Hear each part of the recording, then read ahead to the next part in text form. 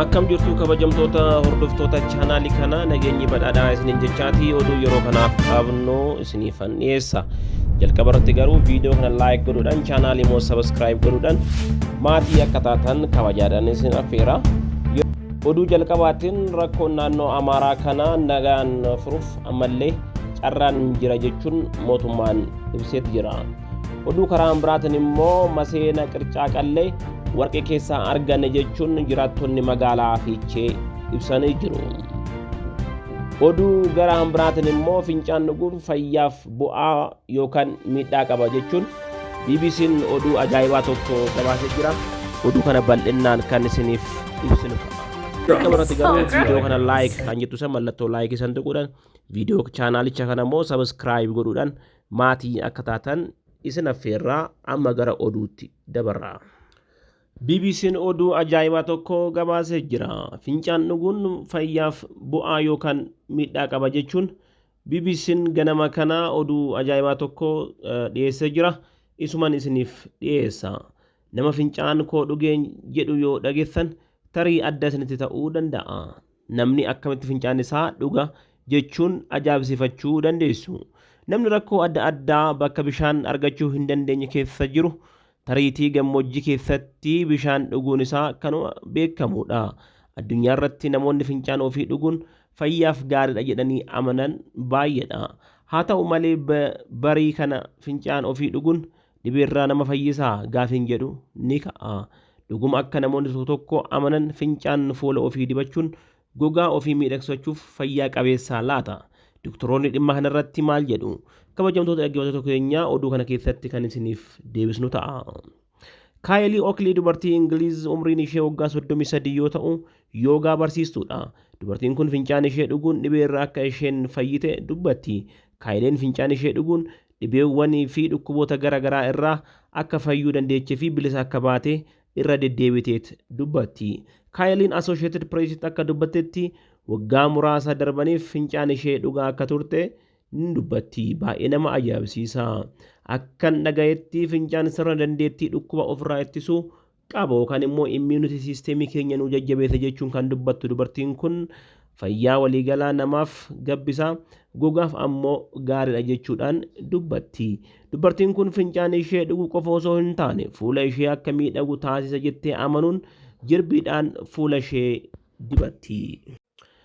Namoonni fincaan ofii dhuguun bu'aa qaba jedhanii yaadan kaayilii qofaa miti. Namoonni fincaan faayidaa fayyaaf qaba jedhanii yaadan danuudha. Fincaan koo dhuguun ulfinna qaama keenyaa walakkaa isaa akka hir'isuuf nu gargaareera jetti dubartiin umrii waggaa 46 taate Lii Saamsoon Alberta Kanaadaa irraa. Dubartiin kun gaafii fi deebii barruu The Sun jedhamu waliin taasisteen akka jettetti duraan ulfaatinna ishee kiiloogiraama 120 kan turte yoo ta'u kiiloogiraama kanaanis baay'ee rakkachaa turte. Garuu erga fincaan ishee dhugdee booda kiiloogiraama kana walakkaadhaan hir'isuun ishee BBC'tti dubbattee jirti. Hiriyaan koo viidiyoo yuutuubii irratti bu'aa fincaan fayyaaf qabu ibsu tokko natti agarsiise ture.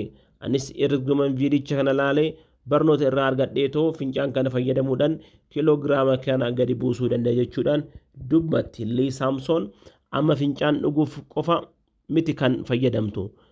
Ganama yeroo hirriibaa kaatus ilkaan ishee fincaaniidhaan kan rigattu ta'uu ishii baay'ee oduu nama ajaa'ibsiisu kuni.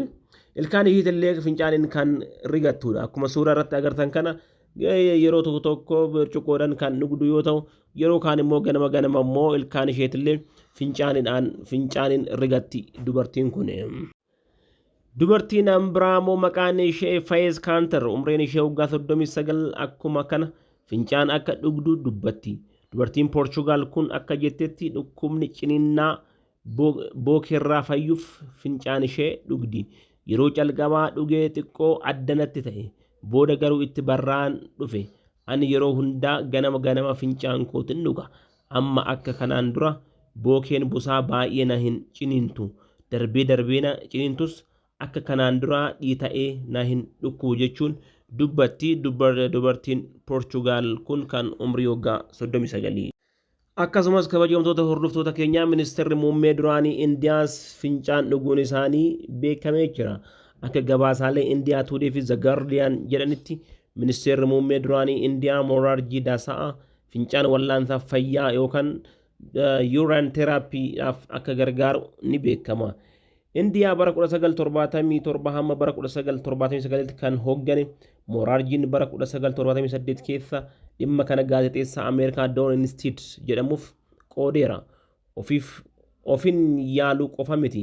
Indiyaa keessatti namoonni miiliyoonaan lakkaa'aman baasiiwwan hospitaalaa kaffalachuu hin dandeenye fala jechuun isaanii ni yaadatama. Akka miseensa Chinese Urology Association jedhanitti ammoo Chaayinaa keessatti namoonni 100,000 ta'an mala urine therapy yookaan immoo mala fayyaa fincaan dhuguu kanaan akka fayyadaman ibsanii jiru. Doktoroonni waa'ee fincaan dhuguu maal jedhu? Namoonni fincaan fayyaaf gargaara jedhanii haa dhagaaniyyuu malee doktoroonni garuu fayyaaf gaarii miti jedhu jala sararaniitu. Fincaan xurii qaama namaa keessaa bahuudha. Wantoota qaama keessatti hin barbaachifne bishaan waliin baha. Dr. Zubir Ahmed fincaan dhuguun fayyaaf gargaara kan jedhan ragaa saayinsii tokkollee hin jiru jechuun jala sararanii dubbatu. Dr. Andrew Tonberg ogeessi jedhamus fincaan dhuguun jechuun xurii qaama keenya of keessaa baasee ofitti deebisuu jechuudha. Kun gochaan ammoo fayyaa namaa miidha. Kaleen dhiiga qulqulleessuun soogiddaa fi xurii qaama keessaa addaan baasa.